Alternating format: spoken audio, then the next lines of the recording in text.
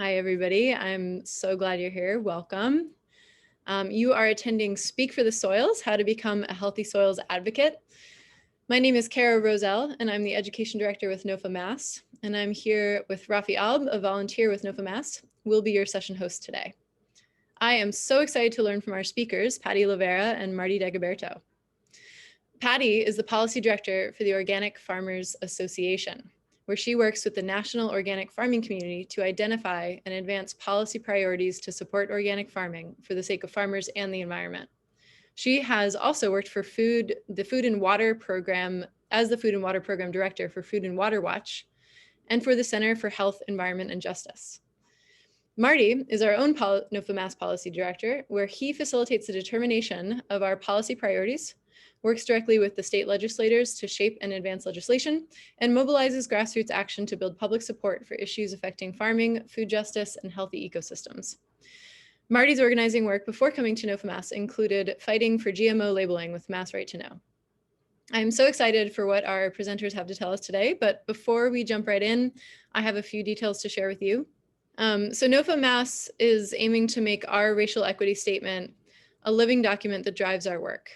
To heal the harm that racism has caused in the food system, we urge participants to act as allies to BIPOC communities. There's a few different ways you can do that. One, by providing resources to BIPOC organizations, such as donations and volunteer time, that are working to feed their own communities and others. Two, to be a partner and stand against white supremacist behavior and actions. Three, work to dismantle racism within the food agricultural systems whenever you see an opportunity to do so. By working together to dismantle racism in the food system, the Commonwealth can truly feed and serve the commonality of us all. We acknowledge that we are on land that was managed and inhabited before European colonization. Please take a moment to find your location on this map and honor those whose land you now occupy, and I will be dropping a link to that map shortly. So we do have a number of sponsors who help to make our conference possible. We do encourage you to support them and purchase from them, and when you do, let them know that you appreciate their support of NOFA Mass. You can also find our sponsors in the virtual vendors market, where there are some great discounts for conference attendees, so please do check those out. And finally, most importantly, we want to thank you. Thank you for spending the weekend with us, and especially to our NOFA members who make our education and advocacy work possible. I'll let our speakers take it away. Thanks so much, both of you. But wow, it's really quite a pleasure to be connecting with so many of you this afternoon at a very momentous juncture in our Healthy Soils movement, which is what we'll be getting to. But I think we got close to 30 attendees so far that I'm seeing here, and I'll tell you that's more than I expected, which is great. I'm really encouraged to see so many of you here. I see some familiar faces and or familiar names and some new folks. So I'm looking forward to hearing who's here. I'll start with Patty and I will introduce ourselves, and then I was hoping we could hear from a few of our coalition partners and members of the policy committee, at least, to hear where you're coming from and just to share just 2 minutes, and I'll model that here as far as, let me move the next slide over, who we are, what our working relationship is with the soil, and why soil conservation is important to us. So my name is Marty Daguberto. I am the Policy Director for the Northeast Organic Farming Association of Massachusetts. Hopefully you all know what NOFA Mass is, so I'll skip that part of the introduction. But I live in present-day Coleraine, Massachusetts, in the Pecumtuck watershed, the ancestral lands of the Pecumtuck, Abenaki, and Nipmuc. And I came out here in 2012 with my partner, my wife, to study herbal medicine and to grow food and medicine out here. And I'll say as a gardener, as a horticulturalist, as an herbalist, as a compost enthusiast, I very much feel like I would like to have an ever deepening relationship with the soil microorganisms, aspiring to work in coordination with the soil and the soil microorganisms to grow healthy plants, to grow healthy medicine, and to support the health of my family. And there's a certain amount of fascination that I know that I get when I'm working with the compost and feeling the heat and the smell of it. There's that certain connection to that community of life that really can only be experienced. And when I think about soil conservation, I think FDR, President FDR said it best when he said that the nation that destroys its soil destroys itself. And unfortunately, we seem to still be learning that lesson. And as an advocate for the healthy soils movement, first and foremost, it's really about supporting our local farmers and making sure that our agricultural system is not only that our farms are not only economically viable, but that they're environmentally sustainable, and that we are moving from a path of an extractive, degenerative practices towards practices which protect and build the soil for the longevity of our farms, for resilience to extreme climate destabilization, and into the future. So, that's my brief intro to myself, my connection to the soil, why I feel passionate about this work, and I'll pass it over to Patti to introduce herself. Hey, everybody. My name's Patti Lavera, and I work for the Organic Farmers Association as the policy director, and I am based in Washington, D.C., because we're a national organization. So usually when I talk about the stuff I'm going to talk about today about lobbying and how you talk to a legislator, most often I'm talking to members of Congress, but the details and some of the logistics change when you switch to a state legislature, but that's about it. The core concepts are the same. So I was excited to team up with Marty for this because you all are really moving the ball at the state level in Massachusetts in a really exciting way, especially this week, right? You got good news. And it's super useful for us at the national level to have states figure this out, as they almost often do on most important issues. And so, having folks on the ground figure out how we get good policy to drive real change for soil health is just so invaluable. I can't even tell you. And so just personally, I am a gardener in the big city. And we specialize in super heavy clay down here in DC. So I'm all about learning anything I can, anytime I can to deal with that particular gardening challenge. But I think we're on the cusp of being able to really educate a lot of legislators at all levels as we talk about climate, that we have to pay attention to soil, and that we already know a lot about the multiple benefits of when you do something smart for soil, the many other ways that we win. So this is super exciting to see this many people want to come talk about it. So thanks. Great, thanks, Patti. I'm just going to call on a few folks, and I don't know if Kara wants to introduce herself in the capacity of her work with soil at NOFA, and give her intro really as yeah, Kara, you want to put you on the spot there? And I am gonna call on a few other folks that are part of our policy committee and coalition partners. So get ready. Well, that was unexpected. Thanks, Marty.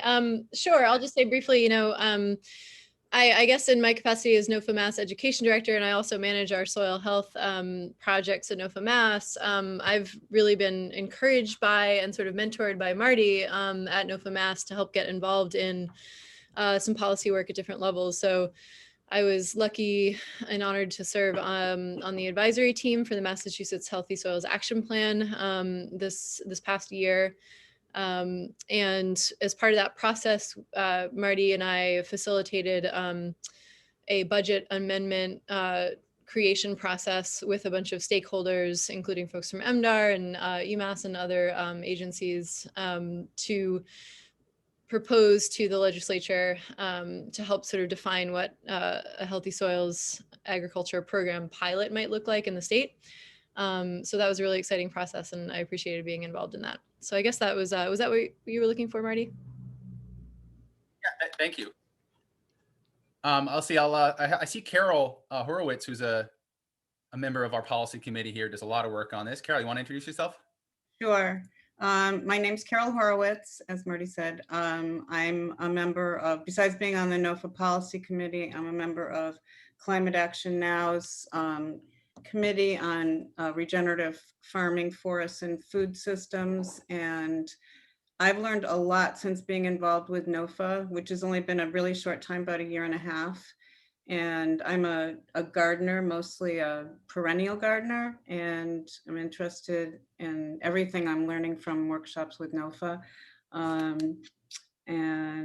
I came to this because I'm really interested in carbon sequestration and chemicals and how they're hurting our soil and our environment. So learning all this stuff helps me personally in my, gardening life, but also to be a better activist, to be able to explain to people why we need to protect our soil and protect our forests.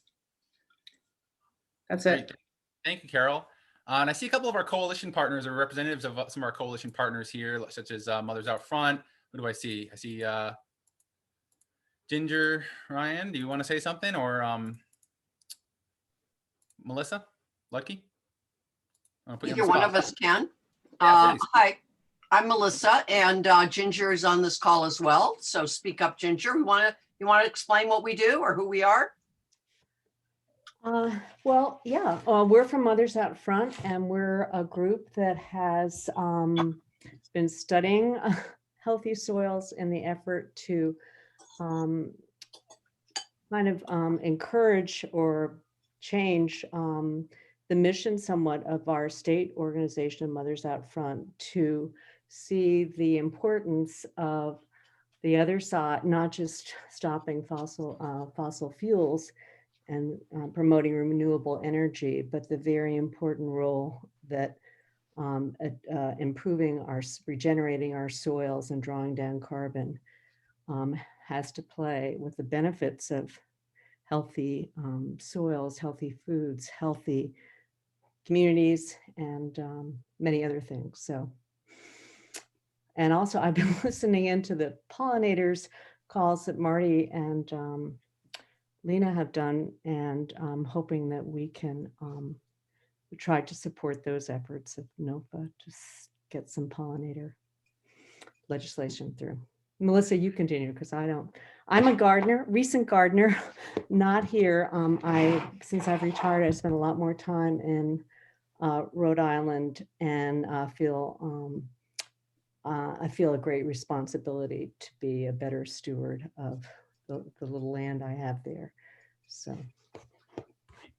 Marty, I'll just add very quickly, this is Melissa, also with Mothers Out Front in our Healthy Soils group, that our goal right now is really to develop what we would consider a statewide campaign that would engage all 22 of our chapters throughout the country of Mothers Out Front, whether they're urban, suburban, or rural, in a combined effort to really take on this topic of carbon sequestration, pesticides, local food justice, environmental justice. So we see a number of pillars that are supporting our effort, and we certainly want to align with the efforts that NOFA is making, as well as I see some others on this call in terms of becoming the advocates. I come at this as someone who really has never been a gardener. I have to confess, I haven't put many hands in the soil. I want to do it now that I'm becoming, interested in this, but I came into it as a climate change activist. And I think that there's a lot of common ground that we can find between the climate movement and the movements that you're talking about here. So I look forward to this year being one where we really sort of take and build off of the Healthy Soils success that we've had at this point at the legislature, and really put some meat and some money behind this effort. Wonderful, wonderful. Thank you so much. And I'm sorry we don't have time for everyone to share their, their own introduction here, but I wanted to just get a feel for, some of the folks that we have in the room. This Healthy Soils campaign and this effort is much more than a NOFA initiative. We are the strength of our coalition of our relationships. And really what we did just now in itself is a practice and a demonstration for the kind of personal touch we need to put on our advocacy, we share our voice as individuals on behalf of the soil and the soil microorganisms. And it's really those personal stories which legislators and decision makers are gonna remember. And it's what's gonna connect for them much more than any figures or fancy graphs or anything else we put at them. And so I just wanted to start with that. And thank you all. Thank you all for sharing. I apologize we don't have time for everyone to speak their piece right now, but we'll see what we have at the end. But we do have a lot to get through. I'm gonna move the slide here. Just give you an idea for the agenda. We're gonna spend the next few minutes going over basically how we got to where we're at with the legislative campaign. And if folks haven't heard the breaking news last night, we're gonna share that. I'll continue to tease that until then. And then we're going to go through a bit of a discussion and training of what it means to cultivate soil champions in the legislature, why we need to do it, how we've been doing it, the success we've had, and how we're going to continue to build with that momentum. And then Patti is going to spend some time going over what it takes to set up a meeting with legislators, that basic building block of the democratic process of engaging with our legislators as constituents. And then finally, we'll go over what's next for this campaign heading into the session that we just started. So give you guys a brief history of the Healthy Soils Bill. It started back in January of 2017. Well, a bit before then, when my predecessor in this position, Dan Bensonoff, the former policy director of NOFA Mass, was approached by a climate activist by the name of Stephen Kelledy, who had been frustrated with some of the lack of support for these measures and took it upon himself to begin writing legislation, not just in Massachusetts, but in legislatures across the state. And they worked with a few of our coalition partners and found a champion in the office of Representative Paul Schmidt, who I will tell you a bit more about his background when we get to our champion section. But that bill was originally filed in January of 17 with 35 co-sponsors out of 200 co-sponsors in the legislature. We had a good hearing that year, but unfortunately, like most of the 5,000 bills that are introduced each year, that bill did die in the process. It didn't make it all the way through, but it did make it to the Ways and Means Committee. And then, every 2 years, the session restarts. So we picked back up late 2019. We met with our coalition partners to redraft the bill, update it a bit, and then filed it again at the beginning of the session. I'm sorry, that should be January 2019. It was refiled now with 75 co-sponsors, which, it's good to see an increase in the number of sponsors in the legislature. That indicates the increase in awareness and support among legislators. And we picked up a new Senate champion on the Senate side. So we had a House bill and a Senate bill, and our Senator Joe Comerford is our Healthy Soils champion in the Senate. She's the freshman senator. And again, I'll tell you more about her background and how she's come on as a champion on this effort a little bit later in the presentation. But later that year, and excuse me, we got my daughter coming in from a walk out in the woods with the dog. The public hearing in May of 2019, which some of you were at. Thank you for coming out for that. We had over 20 groups, 20 coalition partners present testimony at that hearing. Very well attended, and that hearing is a very important opportunity to raise awareness among legislators about the issue. And then in November of 2019, the bill was reported favorably out of the Ag Committee, meaning the Agriculture, Environment, and Natural Resources Committee. They passed it. They reported it favorably out of their committee, a unanimous approval of that bill, and they actually redrafted it to expand the scope of the bill so that it covers more than just agriculture, but all soil types and land uses. And that was to align the scope of the bill with that of the Healthy Soils Action Plan, which is just about to be released now. And that was an 18-month stakeholder engagement process that, Kara Roselle and myself, we both advised on that process. I'm sorry, hold on. And that's actually about to be released. So we have a comprehensive, roadmap for all soil type Massachusetts. But what we needed was a program to implement that plan. Some good timing to have the plan out just as we're working on establishing this plan, the program. So in July of 2020, of course, it was a novel year. But we were able to get the bill added to a must-pass piece of legislation, the governor's economic development bond bill, which is about economic development related to COVID recovery. And the full text of the Healthy Soils Bill was added as an amendment to the Economic Development Bill, making the very valid arguments about how we need to support practices which make our farms more economically viable. And fortunately, it was adopted in the conference committee process. Now, it went into a black box at the end of July, and a lot of you had heard, I'm sure read the updates in the newsletter or been on our policy committee calls where we just didn't know what was happening with the bill for the last 6 months. Well, we got the word just a few days ago that in the final hours of the session, the conference committee did report the economic development bond bill out. It did include the Healthy Soils Amendment.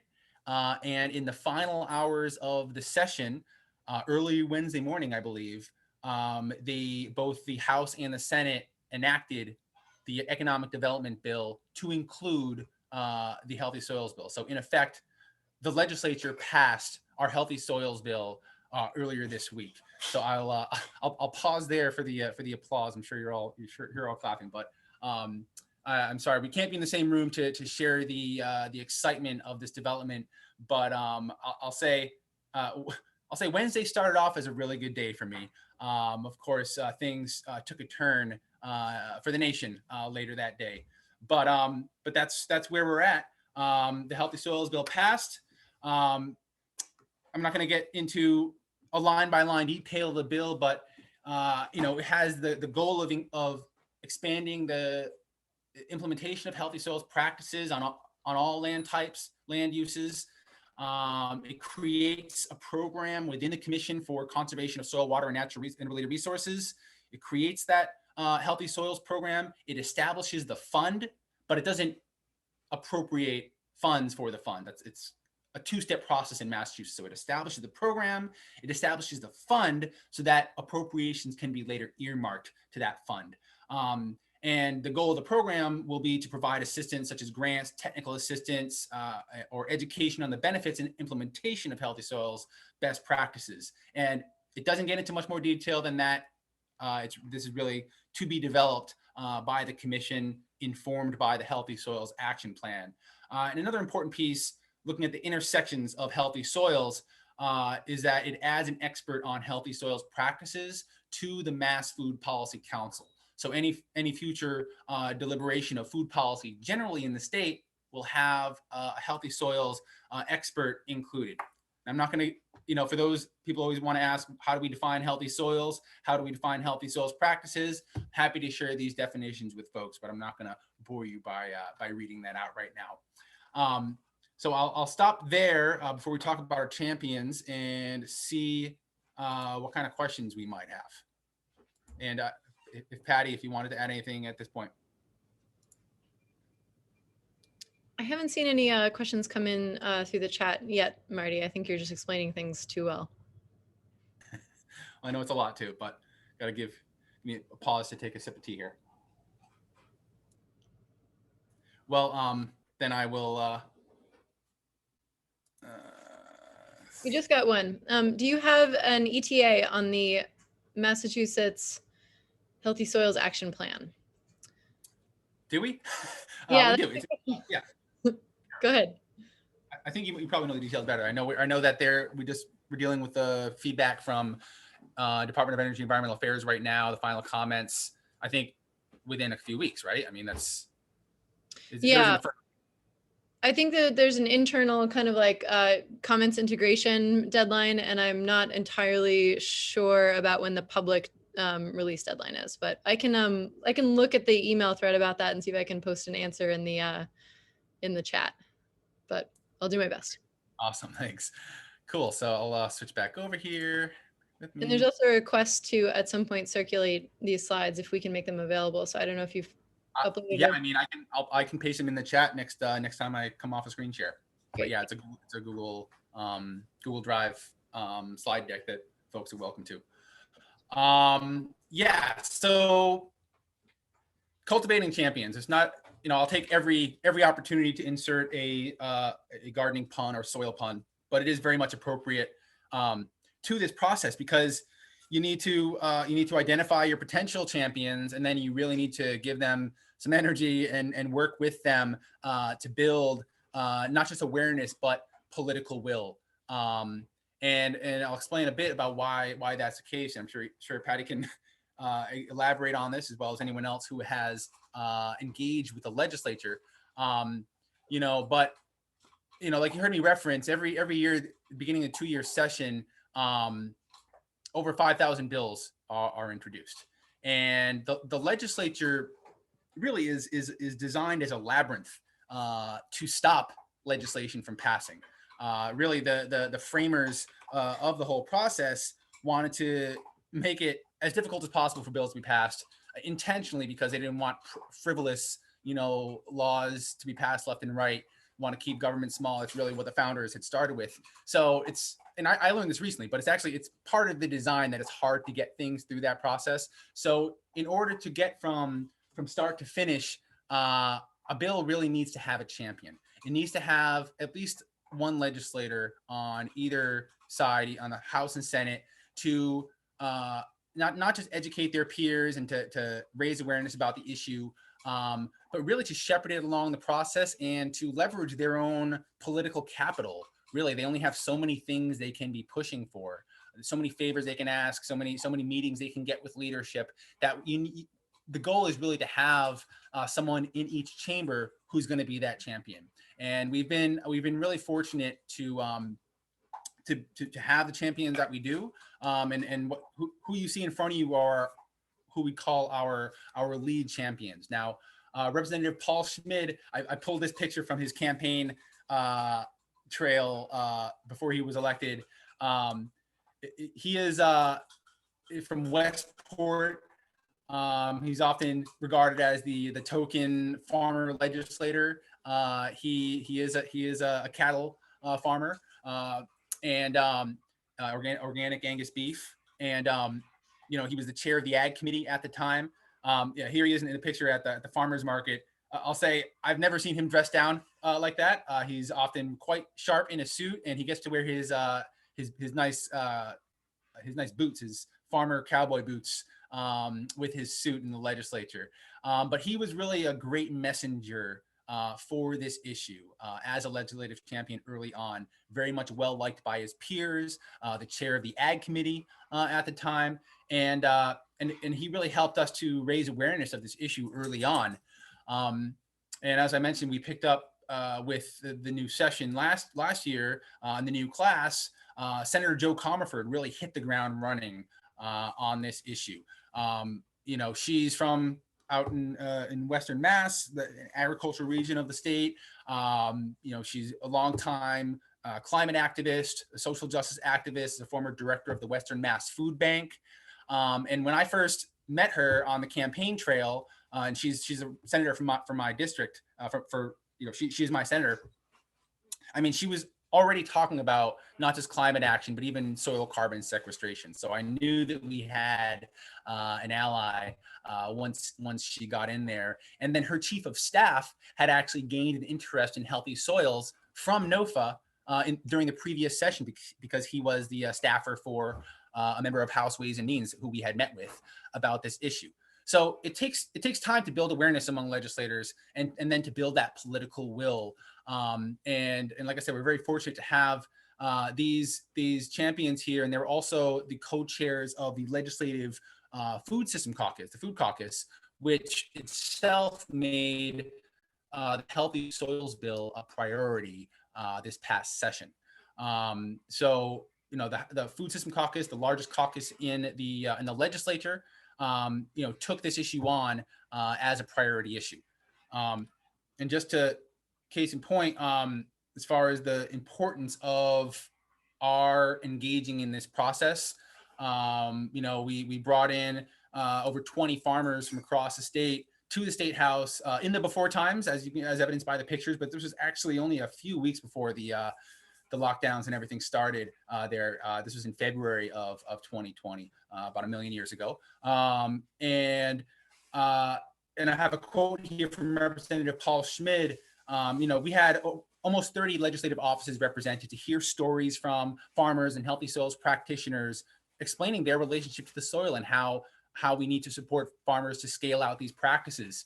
And Paul Schmidt said, this is amazing to us that the interest and fascination with healthy soils has grown so quickly here in the State House, and it's in large part due to your advocacy. And it felt really good to just to see that synergy of us, and Senator Comerford has reiterated this as well, is that there's always this outside-inside dynamic that we need to have advocates on the outside holding legislators' feet to the fire, holding them accountable, but then also making sure we're helping to guide them on what's important to us and what should be important to them in this democratic process. So the how, when it comes to how we build a healthy soils champion, first is the awareness of the issue. They need to know what we're talking about, right? But then we need to build the political will to act on that information. So what you have here is a list of some of the ways that we have been working over the last few years to build soil literacy or an awareness of healthy soils issues among legislators and their aides. And I wanted to just run through this and then open it up for a little bit of discussion to hear other ways that maybe we haven't thought about yet, or things that we want to consider for next session to build upon this work to increase awareness, because even though we were successful this time on the Healthy Soils Bill, as I alluded to, and as we'll talk about, now we need to fund the program, and we're going to have to continue to increase awareness among legislators for building healthy soils. So, first and foremost, it's the constituent contacts. It's hearing from their constituents about these issues before all the various things that a legislative office can be concerned with. They only have so much time and capacity. A big, barometer for them for what they're going to spend their time on is what they're hearing from their constituents about. So, when they get a call about an issue, in theory, every legislative aide will make a note of that issue. It's when they start getting a handful or so in recent memory that the issue becomes something to talk to their boss about. And when they get several, contacts within a week, that's on the agenda for the next meeting with their boss to say, okay, we got 5 calls from the district about this issue about healthy soils. What are we doing anything on this?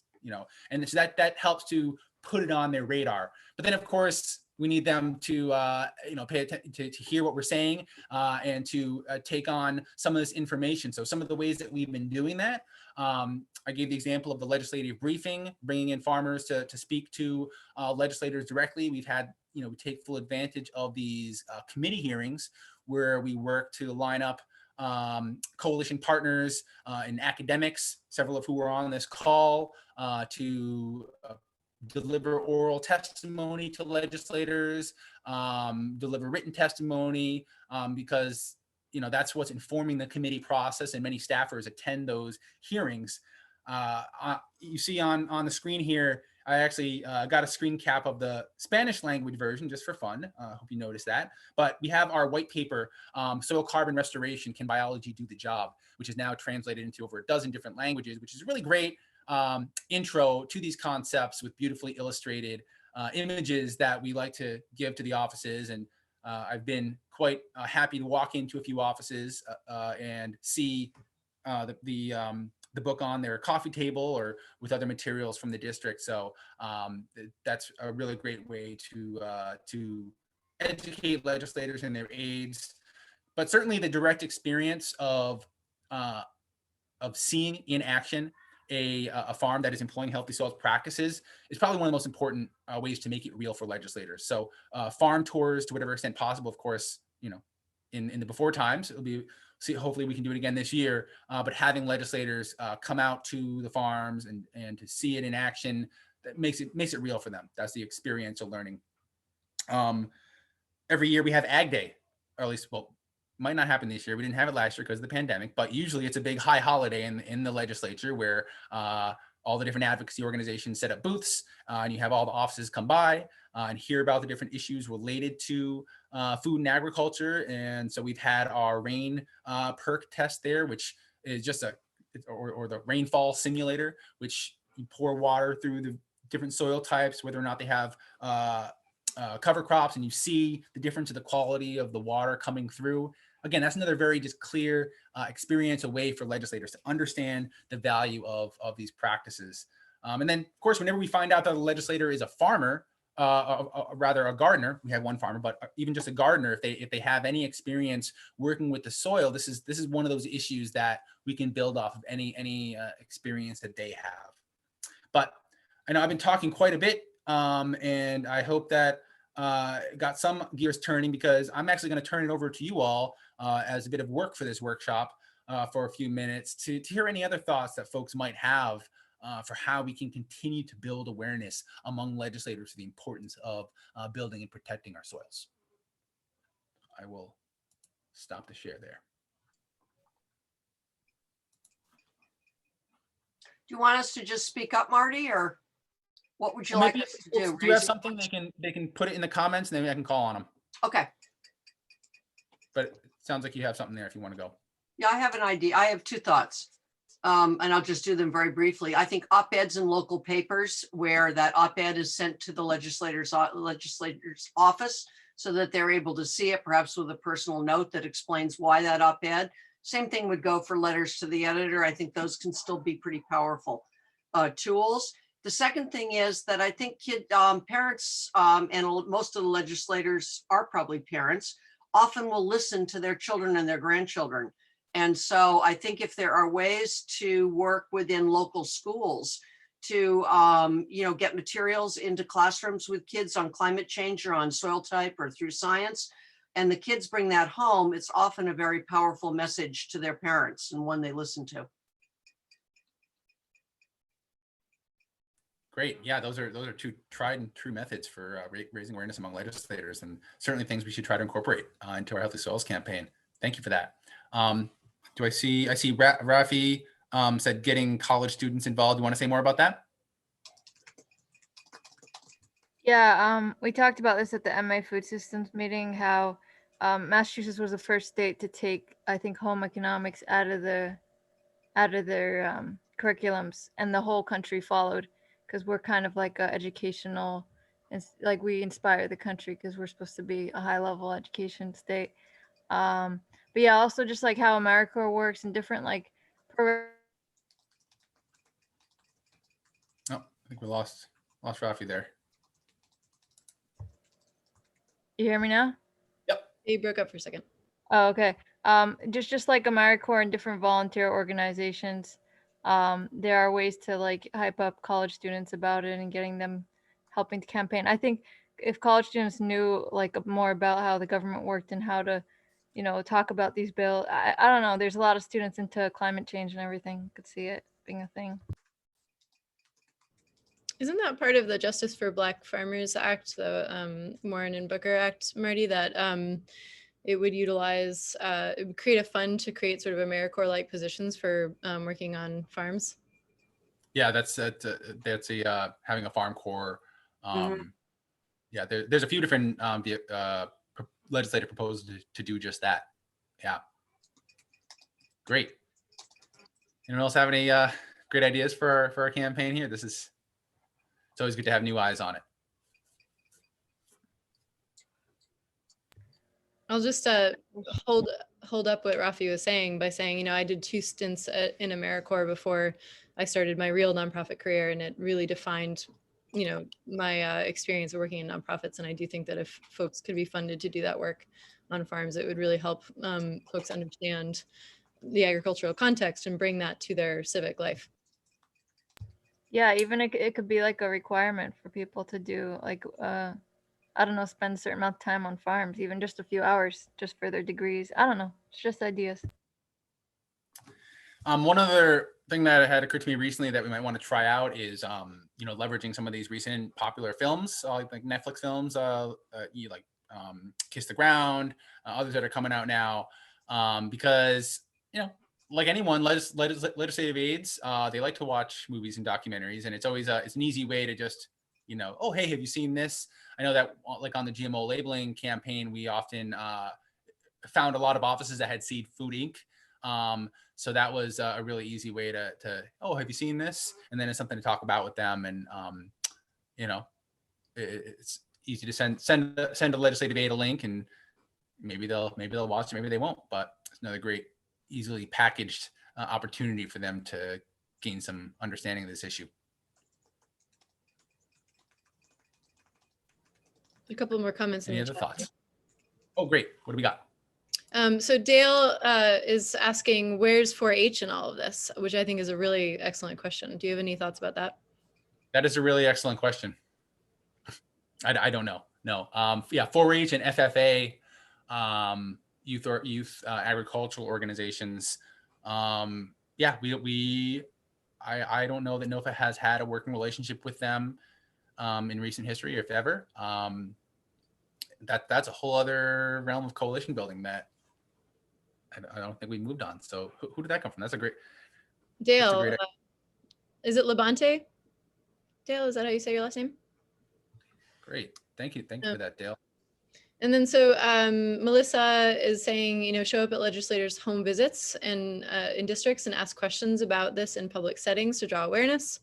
Carol says the Massachusetts Interfaith Power and Light concern over climate change, educate them to be more active advocates. I'm not sure if I'm saying your point correctly, Carol, but working with the Massachusetts Interfaith Power and Light Coalition. And Melissa also added, to your point about the power of films, Governor Baker on The Biggest Little Farm in the Boston Globe, and she put a quote. Apparently he said, the one thing I would recommend to anybody on Netflix is Biggest Little Farm, which is one of the best documentaries ever, Baker said. It's magical, it's lyrical, and it's beautiful, and it's only 90 minutes, so it's not like you have to watch 14 parts to get to the end. There you go. Case in point right there. Thank you for that. And I'm sorry? That's everything in the chat. Great. Yeah, well, I appreciate Carol bringing up Mass Interfaith Power and Light as far as engaging with the climate movement on this issue. And I mean, I come from the climate movement. I mean, I was very much part of the youth climate movement just after college, you know, Power Shift 07, 09, to date myself. And that's definitely been something that we have been working on steadily. I've continued to be engaged with the climate movement, and we have seen an increase in awareness of these issues, and in no small part thanks to the work of folks like Mothers Out Front, who have been, and the Western Mass Climate Action Now. I've been involved with the Mass Green New Deal, which is now Renew Vision, I think is the new name. And now soil carbon sequestration is very much a part of the solutions that they're talking about. So certainly with finally the increase in awareness and need for action on climate change, we do want to make sure that our allies in the climate movement are well aware of the solutions that agriculture and healthy soils can provide. You know, of course, we'll often hear about the negative impact of agriculture on the climate, but the need to promote climate resiliency and to mitigate the impacts of agriculture and climate change are issues that we need to make sure that our friends and allies in the climate movement are aware of. So thank you to everyone on this call who is doing that work, who is part of the climate movement, building those bridges. We have one more comment from Don there. Yeah, so Don is just saying that he's pointing out that many towns have a sustainability committee organization. And so he's saying that as a member of his town government, Sustainability Green Committee, he'll be bringing the Healthy Soils Bill legislation to their attention.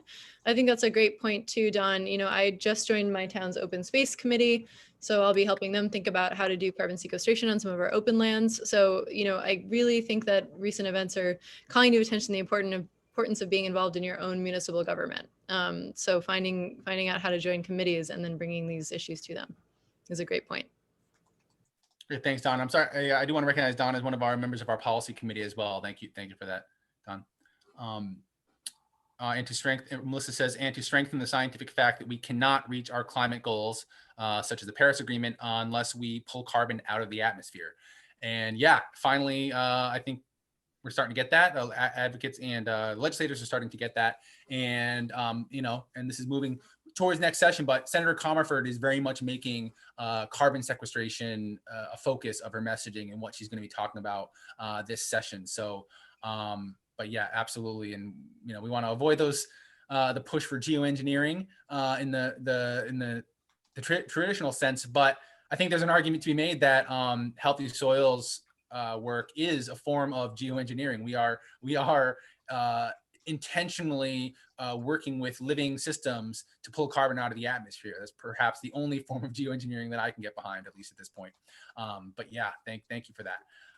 Cool. We got some great new ideas here. Really appreciate that. Thank you all for doing some work in this workshop. Unless there's anything else, do we have any other hands or comments? I think I will. Great. I will share the screen again and pass it over to Patti to talk a bit about what it means to set up a meeting and build that political capital that we're talking about with our legislators. Great, thanks. So it's a great place to jump in, because you all have been doing this as your coalition in Massachusetts, and talking about tactics. The lobby meeting with an elected official is one tactic. I want to be super clear about that. It's not the only one. I think there's a lot of mythology around like magical lobbying meetings, and there was one meeting and then the bill passed. That is not true. That does not happen. It only happens in the movies, or if it does happen, it doesn't happen for us, right? It happens for giant corporations with giant checkbooks. We have to grind it out. Right? We have to grind it out and build champions who are going to move our issues through. And we do that in a bunch of ways by working together with a plan, et cetera, et cetera. So there's a lot, but as we do all of those tactics we just talked about, we're doing them with who can give us what we want, which members of the legislature can move this bill for us at the stage that we're at, right? So first it was getting the fund established. Now it's getting the fund funded, right? So, we're very early in the new legislature. For you guys, we're very early in the new Congress down here. So we're still figuring out who's going to have what job. But as the year goes on, actually, as the next month goes on, we're going to learn a lot more about who are these key players, right? And that's why coordinating, and Marty's watching this, other folks are watching this. That's why working together will help you make the things that you do be the most effective, because we're thinking about, we really need appropriators, is what I would call them in DC. It might be a different committee name. In Massachusetts, we really need those folks who hold the purse strings to be caring about this bill now, because we're looking for money. We want money in the fund. So that's all going to become more clear as we start to move into this session. But the nuts and bolts of kind of how we talk to elected officials are the same. The details are going to get tweaked based on where you're working, and they're going to get tweaked right now because of the pandemic, because everything is different, including trying to talk to elected officials. But these are kind of the things you keep in mind. There's more than one way to talk to legislators, and we should be using all of them. So you can call them. It's a little more complicated now, depending on if they're in their office, but we could try to reach right out and get somebody on the phone. You've all, clicked a link and signed a petition and then sent an email to them. That matters, but it's not a substitute for everything else that's on this list, right? It's one option. It shouldn't ever be our only option. Somebody mentioned earlier as a tactic, letters to the editors, op-eds, editorials. Absolutely. They search for their name in the news. We all search for our name in the news, but elected officials have staff to do that because they need to know who's talking about them. And we should be saying, hey, if so-and-so wants to be a champion on the climate, or so-and-so wants to be a champion for family farms in Massachusetts, they need to be funding this. They need to be funding healthy soils. So you can write them a personal letter if you have the time that talks about your connection to this issue, kind of how we did in the opening section. I'm your constituent, I farm, or I garden, or I'm a climate activist, I'm a student, whatever it is, and explain why this issue matters to you. Those do carry a different weight than a mass petition. I'm not going to turn down signatures on a mass petition ever. I'm not going to turn down anything, but the more personal, the more eyeball time you're going to get. This is complicated now, but if when we return to normal times where we see each other in person and there's a chance to do a little press conference at a farmer's market or have a farm day where we're highlighting good practices, all of those kinds of things, events, and getting the media to cover them absolutely gets elected officials' attention. So all of those should be in the mix, right? That's what that tactics brainstorm we just did was about. But there is one tactic that we also need to do with a good plan, right? In coordination like we're doing here, which is actually visiting elected officials, trying to talk to them as much in person as we can do these days, right? So the personal visit is sometimes in quotes right now. In pandemic times, maybe we're going to the capital city to do it. Maybe we're not. Maybe we're doing it when they come back home if they have district office hours. But right now, we're probably doing it online. But we're trying to meet with the elected official or their staff. So that's kind of what I'm going to spend a little bit of time on. It's kind of the nuts and bolts and thinking about how do we do that particular tactic well when it's the right time to do it. So we can go to the next slide. Okay, so this is going to change based on where you live, and it's going to change based on how we do with this pandemic. But the first step is figuring out who your legislator is. We have the internet, makes it easier to do it. You can go to the legislature's website. They have a Find My Legislator button. You put in your address and it'll tell you, for each chamber who's representing you. It has a phone number for their office. And you can call and ask who covers agriculture issues for you. They should, Marty, interrupt me if this is bad advice right now during the pandemic, but historically, this is what you would do. You try to get somebody on the phone.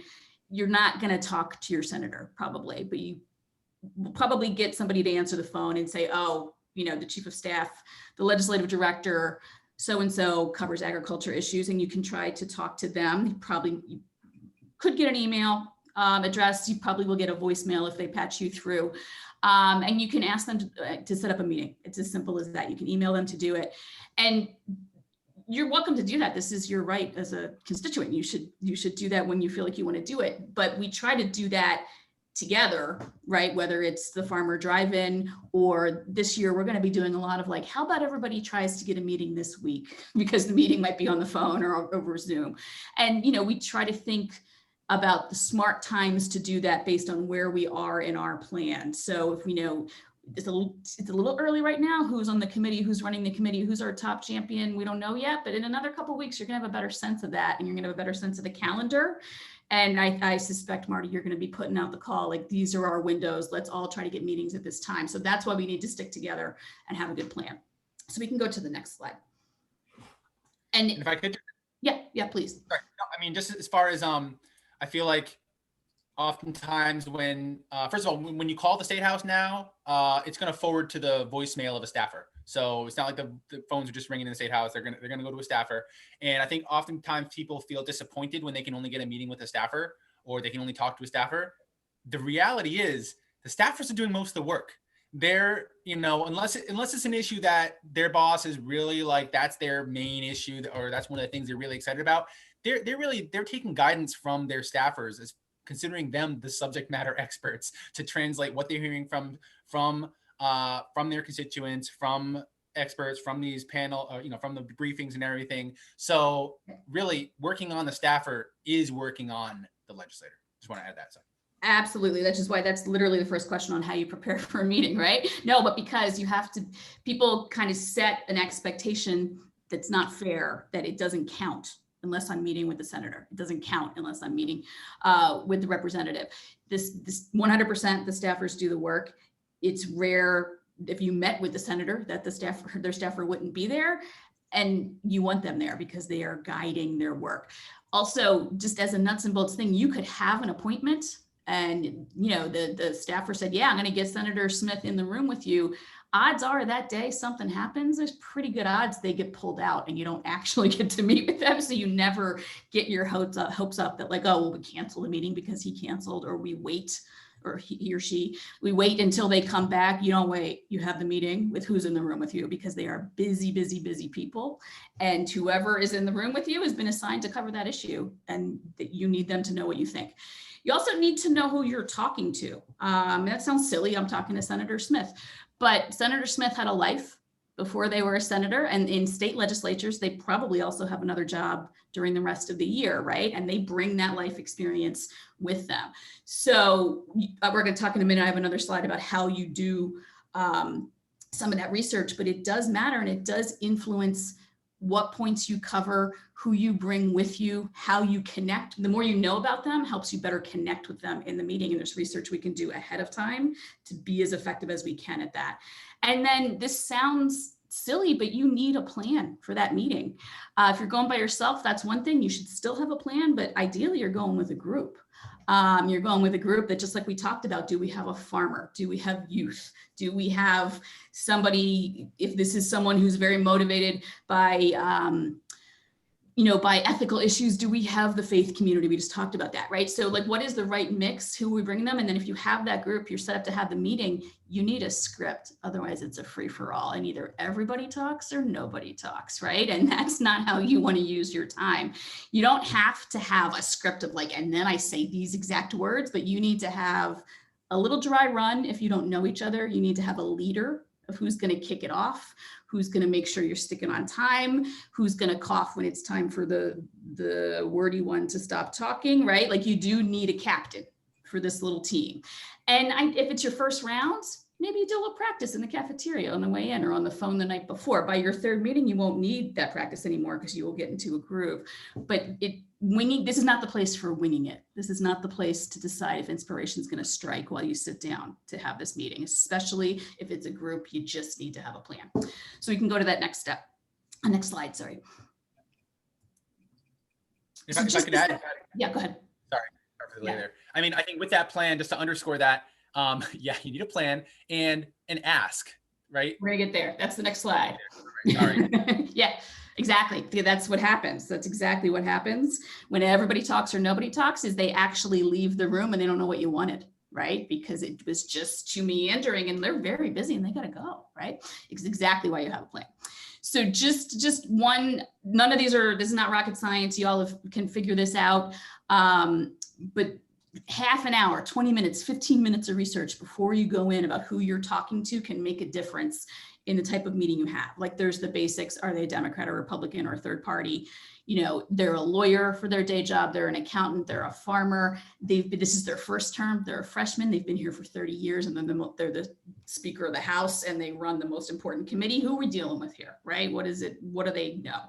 And then, what do they work on? They have to make choices. They can't work on 5,000 bills. They can't care about 5,000 issues. So they're on the Ag Committee. They're on Ways and Means. They're in the leadership, and they decide what bills go to the floor and what don't.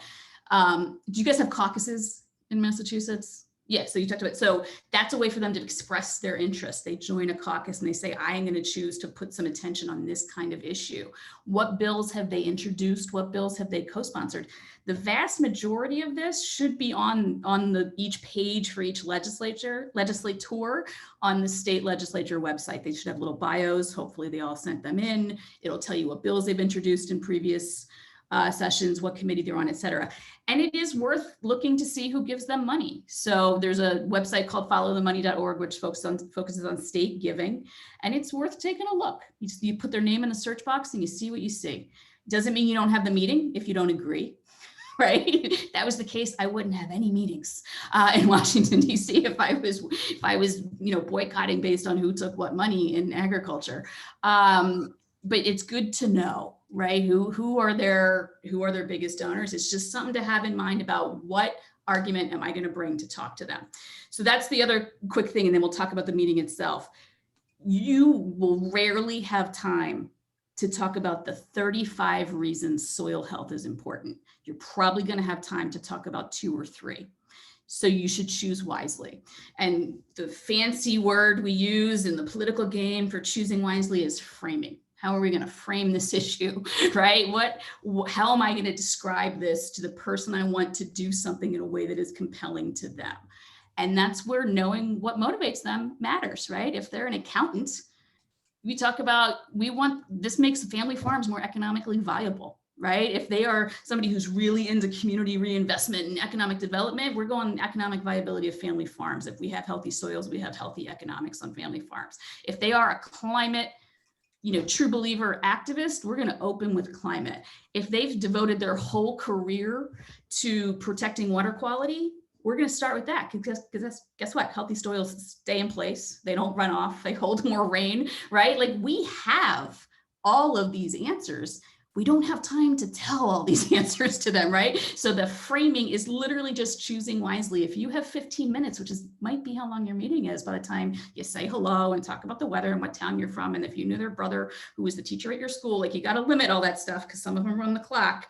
You might have 15 minutes of actual content. So you need to use that 15 minutes wisely. And that's where this research can help you choose.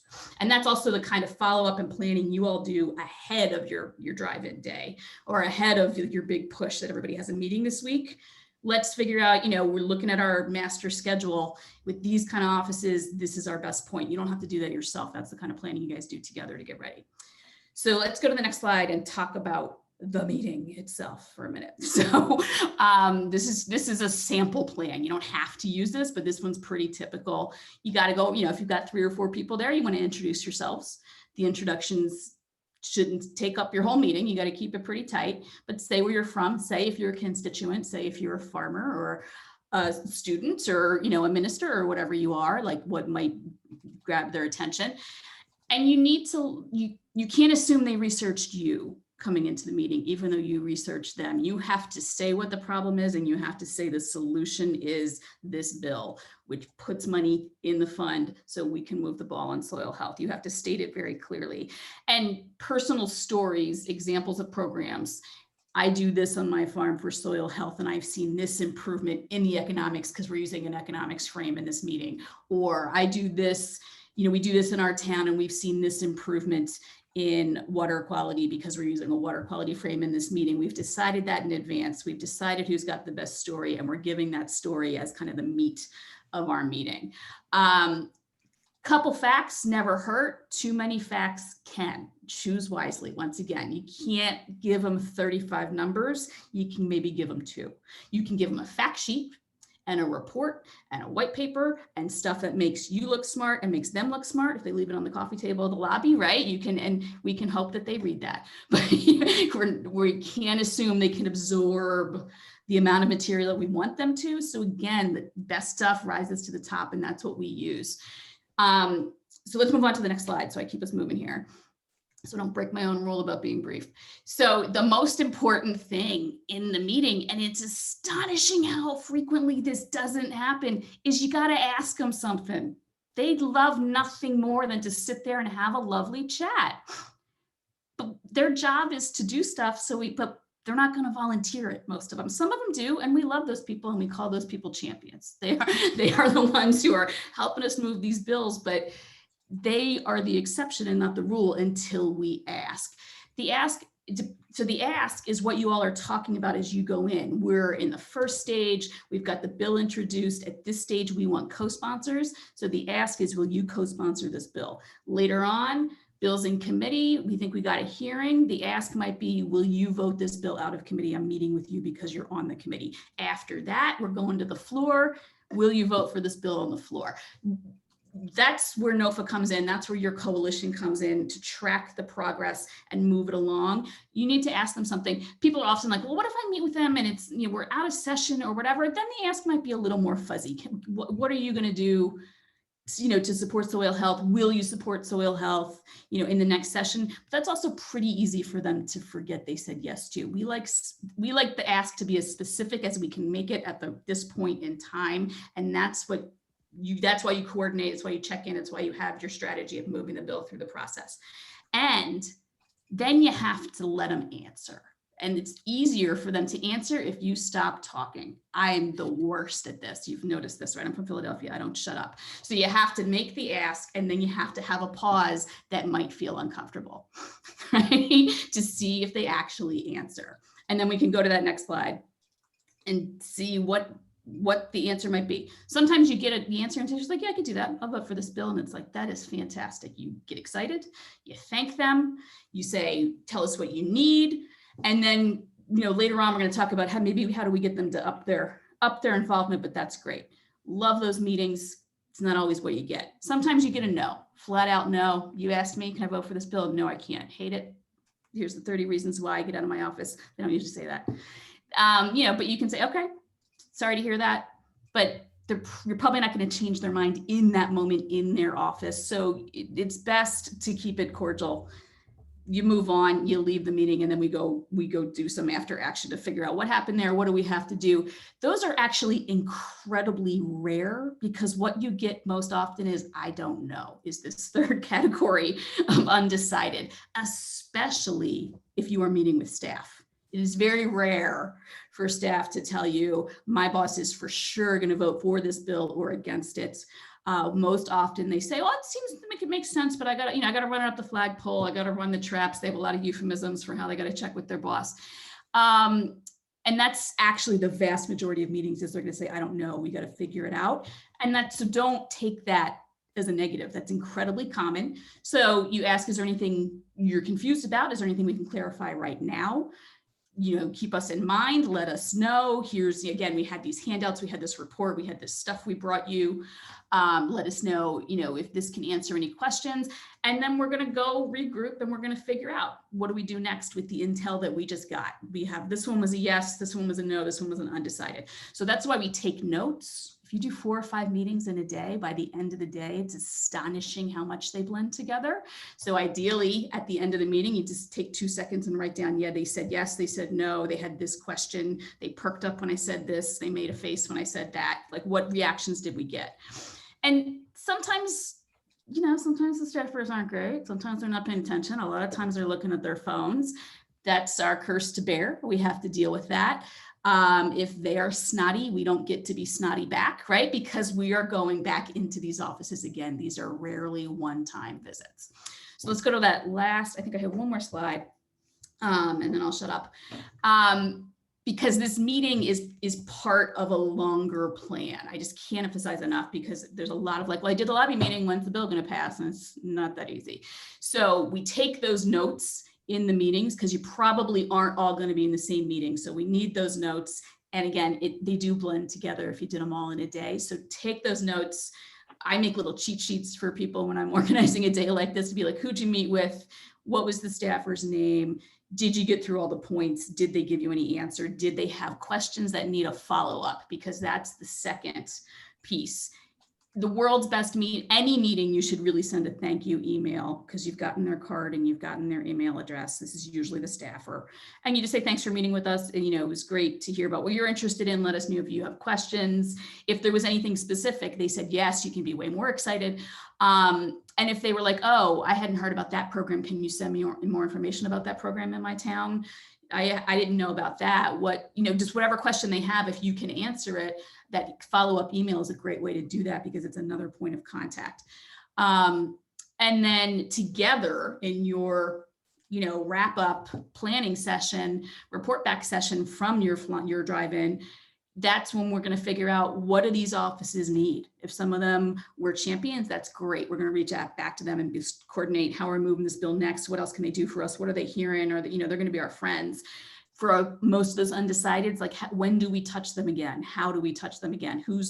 If there's 15 of them we're worried about, what are the 5 we really care the most about? And we're going to get op-eds in their local paper, right? We're going to take that intelligence from that lobby day and use it for the rest of our plan. Someday we are going to invite them to our farms again, because they like getting their pictures taken on farms. These are great follow-up items as we enter the spring and summer, right? When maybe we're going to be inviting people to things again. Maybe it's just going to be another check-in. So there's a lot of question marks there, because you're going to come up with a little slightly different plan for each office within reason that you can. So that's again, I'm like a broken record. That's why the individual visits, the week or day of lobbying is part of your bigger plan for the whole session. So let me stop there and see if that sparked other proposals, questions, whatever. Wow. Thank you so much, Patti. That was a stellar crash course there. I think you covered a half day's training right there. I'm looking forward to being in a meeting with legislators with you before too long, hopefully. You learned let's see if we have any questions. Yeah, right. Do we have anything happening in the chat? I haven't seen anything new come into the chat, but maybe folks will see this moment to drop some thoughts into the chat. While we wait, I will throw in one more thing, because this is a common question people get. Because it's also, again, it's been put up to lobby, is this specialized skill? No, it's not. A lobby meeting is a conversation where you ask them something. right? And it's been mythologized into something much more. A lot of people worry that I can't go in there and lobby. I'm not a soil scientist. I'm not, however, you are an expert at whatever you are an expert in, and you don't have to be an expert in anything else. So if they ask you a question, I read this thing that the carbon blows up and flies away and blah, blah, blah, they have some bad information or they need some technical question answered and you can't answer it. That's okay. You don't have to answer every question. They couldn't answer every question. Don't try to answer a question you don't know the answer to. That's the worst thing you can do, is to try to BS your way out of it. Say, I don't know, but I have an idea of who could answer that, and I'll try to find out. And then you do that follow up. Do not dig yourself into a hole that you think you have to say something, you have to like explain something you actually aren't comfortable with, or you don't have to be an expert in anything but what you are bringing to the table, which is, I am a motivated farmer, community member, gardener, citizen, student, whatever. That's your expertise, and that's enough, because their job is to talk to their constituents about what they want done. That's such an important point. You need to be an expert on why this is important to you, and for that to translate, that passion to translate to the legislator. That's the raw material for the democratic process that's gonna move them. And if you don't know the answer to something, that's an opportunity. That's an excuse to follow up. It's like leaving something at your friend's house that you want to go visit again. Exactly. So yeah, let's left something behind because they wanted to go make a second visit, right? Like that's what we're doing, right? There's a lot of dating analogies in lobbying. Exactly. Oh yeah. Let's see. I think, folks, if anyone would like to come off of mute who has a question live, I see Carol, you have one. Go ahead and come off mute and ask it, or maybe a coordination strategy could be, when someone's going in, to contact people to step up contacting that particular person, so that there's two sides to it. Definitely whatever their daily interest is in. But I was political science and economics major at Mount Holyoke, and I did 2 internships down in DC. So they are looking for votes. So they are also thinking, even if they're not particularly interested, they are thinking of all the comments that they're hearing from voters. So that'll pique their interest. But like I said, the key thing would be maybe coordinating to have the phone calls around the similar time when they're going in. Carol, we got to get you on the policy committee. That's exactly the kind of campaign coordinating that we like to do. I know I love being able to, the pollinator issue is probably the best case where I'm able to, send out an email to our, several thousand email list, generate a few hundred, or if not 1,000 emails or calls within the span of a few days, and then call to get meetings or cold call to walk into an office. And, by coincidence, you know what? We've been hearing a lot about that issue. Oh, you don't say. Let's talk about it. It's got to prime the pumps. That's a great point. What else? Cool. Well, we can continue to open it for conversation as I put this slide up, which was from our NOFA Mass Board and Staff meeting last year, where we talked about getting our board and staff more engaged in the legislative process. And I thought I could just share this to give you a few more ideas for how to be more effective and to have more weight to your voice as a voice for the soil. We talked about a couple of these things, but building a relationship with a staffer is really important. They're not just a staffer, especially if they're a legislative director. But it'd be great. It's ideal to get on a first name basis with that staffer, so that when you call, you're not just a name in a town, but you're a known personality to them, that you know a little bit about their background, they know a little bit about yours. You're on a first name basis. It's gonna be that much easier to resonate with them on whatever the issue is. So certainly encourage all of our NOFA Mass members to be building that relationship with their legislative offices. And then once you have that relationship, you can send them FYIs and interesting articles. You don't want to overdo it, of course, it's a balance. But when there's breaking news about new research, or there's progress on the issue in another state or another country, just keep both your name on their radar and also the issue on the radar. Giving positive feedback, just generally cheerleading your legislator when they're doing good things, especially in a public way on social media now. That gives you a bit more weight as a constituent, as well as being a donor for their campaign. I know we're not going to be able, not many of us are going to be able to go to those $500 plate fundraisers that a lot of the corporate lobbyists are able to go to, all those golf tournaments.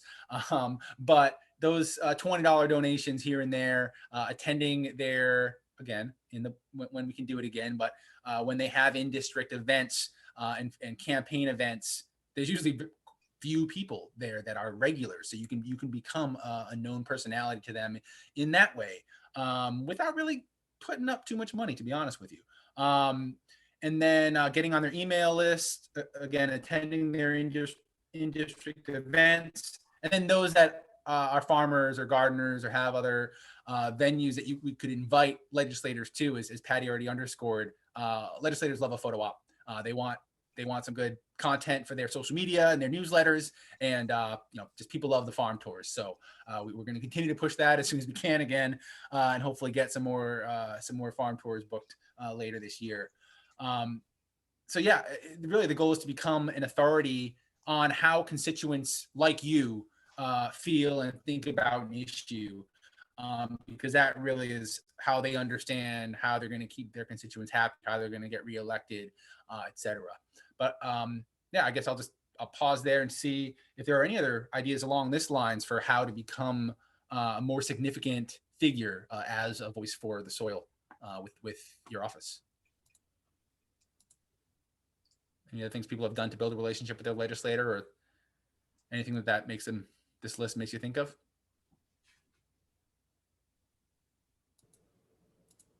One shorthand I always use for that exact concept is, we've all seen them do this, right? It doesn't matter if it's, the most local up to a U.S. senator. They all make those speeches and they tell a story about one of their constituents. And I am introducing this bill because last week I talked to so-and-so, and they are usually, it's like a teacher who's married to a veteran who is also disabled, right? Like often it's many constituents like rolled into one person, let's be clear, right? But when it comes to, if somebody's making decisions or talking about why they supported a bill, like we want to be that constituent that is their story. Right? I went to a farm last week and I saw these amazing things that people are doing. Like we want to be those people, right? So that's why we invite them to things, even if we don't love them, right? Maybe they're not great. Maybe we're not ready to be a volunteer to get them reelected, but they could come out and do the tour and do the field day and like learn what we're doing, or come to the farmer's market and see it in action.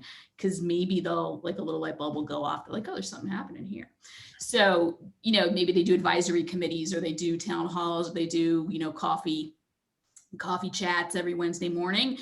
You got to fit it into the rest of the things you got to do. I think people think there's no payoff to that, and the payoff might be far out, but there can be payoff to them noticing our type of solutions and our types of farms, not just kind of the same old thing that they're getting from, from agribusiness. Yeah, very good. Thank you for that, Patti. Yeah, this is very much a long game strategy. This isn't just about the healthy soils bill. This is about the organic movement. This is about the regenerative ag movement. This is about the food justice movements. And again, we want to encourage all of our members and supporters to be taking it upon themselves to be building political capital with their legislators, because we're never going to be able to match, the corporate agenda and their funding and their ability to have that financial capital and political capital. But things that are going to motivate legislators that, we know that we have the people power, and we can build that political and social capital through our relationships in a distributed way. And we need your help to do that. Awesome. Great. So just to wrap us up here, I want to just share, screen share one final time. Heading into this session, it just started. The filing deadline was extended. We don't quite know what the calendar is going to look like yet. But we do know that we have passed our bill that we've been working on for a couple of years, and that the next phase, now that the program is going to be established, we need to fund that program. So we're going to be engaging with a concerted effort on the budget appropriation process, which starts in April, late April usually, but again, we'll see what happens this year after all the bills are filed and the co-sponsor drive, and then the committees are assigned. Then they get into budget season, which can take anywhere from 2 to 6 or more months.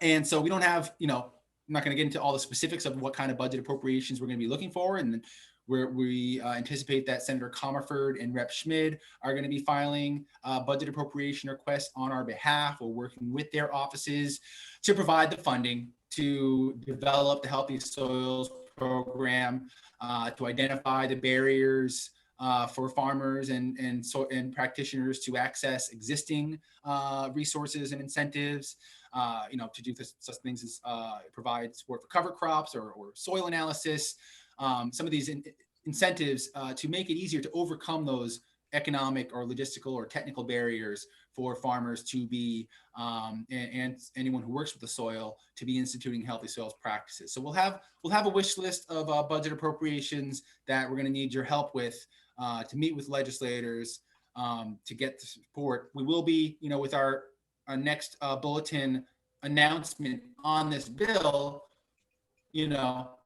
we'll certainly encourage everyone to send a thank you to their legislator for passing the Healthy Soils bill, and to make that vague ask of, please support funding for this budget cycle. And then they'll know to look toward what Senator Comerford and Rep. Schmidt are putting out to actually fund the program. And then we did mention the Healthy Soils Action Plan that's going to be coming out in a few weeks. We want to be waving that thing around. We want to make sure, through you, that each of your legislative offices has a copy of that plan, because we're able to say, hey, look, this is a plan that was developed by the Commonwealth for policymakers. So talk about having something that has some weight to it, right? This is a 18-month process, stakeholder engagement process, to flush out a roadmap for healthy soils in our state. And we want to make sure that they are aware of that. So we're going to need your help to share that with your legislators. And then finally, our NOFA Mass Policy Committee is open to all NOFA Mass members. We meet on usually the third Tuesday of every month, sometimes the first Tuesday if needed. And that's a Zoom call like this. We'd love to have you on there. It's not just healthy soils, of course. We work on pesticides issues, various food justice and climate issues. But it takes a team to make this happen. I'm the policy director, but I couldn't do this work if it weren't for the support of the policy committee. So we'd love to have you on there. And I see we got the I'll stop the share, and I will share those slides. I think Patty, the last slide is the draft recommendation. Oh, Make sorry. sure I did the right ones. Yeah, Marty should do it a second time. Make sure I use the right version. Oh, okay. I think Patty just shared the slides, Marty. Oh, got it. Cool. Yeah. It should, I think. There was one last status question about the governor. Is there any worry about the governor and getting the bill signed? Right. Oh, and I did actually fail to mention another good piece of news. So thank you for the reminder. So with the governor, we don't anticipate a veto on that, although it's possible. As soon as I got the word that the bill had passed and was enacted by the House and Senate, I forwarded our coalition letter that was endorsed by 37 coalition partners that had been sent to to Chair Lesser on the conference committee, asking for that amendment. And so I basically said, hey, this is our coalition letter from July. On behalf of these organizations, we really want to make sure that, we hope that you will leave that in the final bill. We have no indication that he would take it off.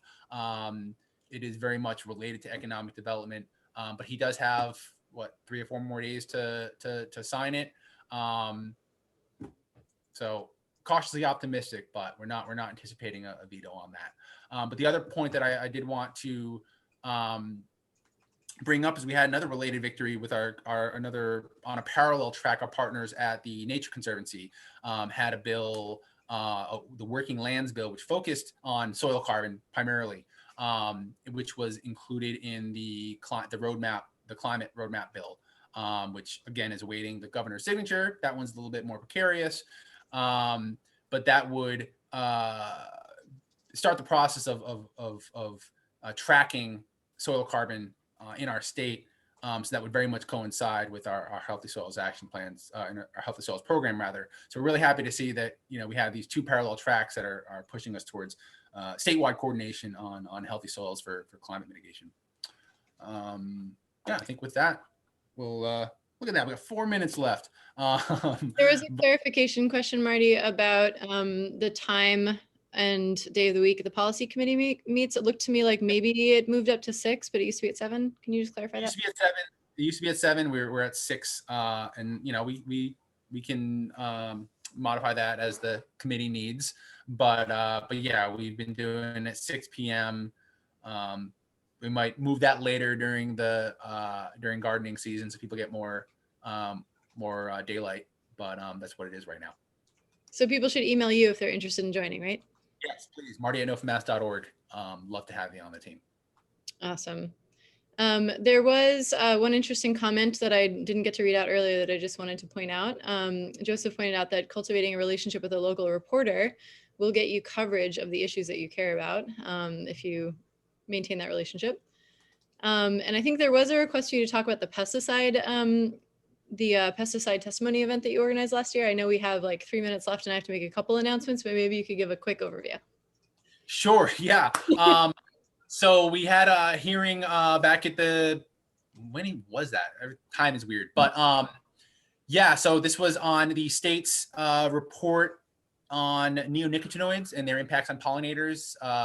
There was an appropriation to have the state do a literature review to see if the science supports restricting neonics. And this is the class of pesticides that are based on nicotine that harm pollinators.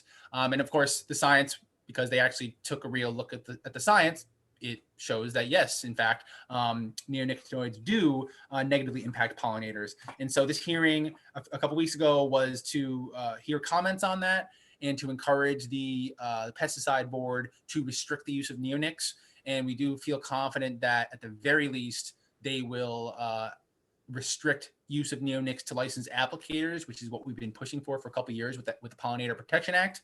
Fingers crossed on that. But I think that we can hope and expect that will be the bottom, the minimum of what they'll do. And of course, we're pushing for larger restrictions such as labeling of plants that are treated with neonics and ban on neonic treated seeds, et cetera. So I'm happy to share the testimony on that.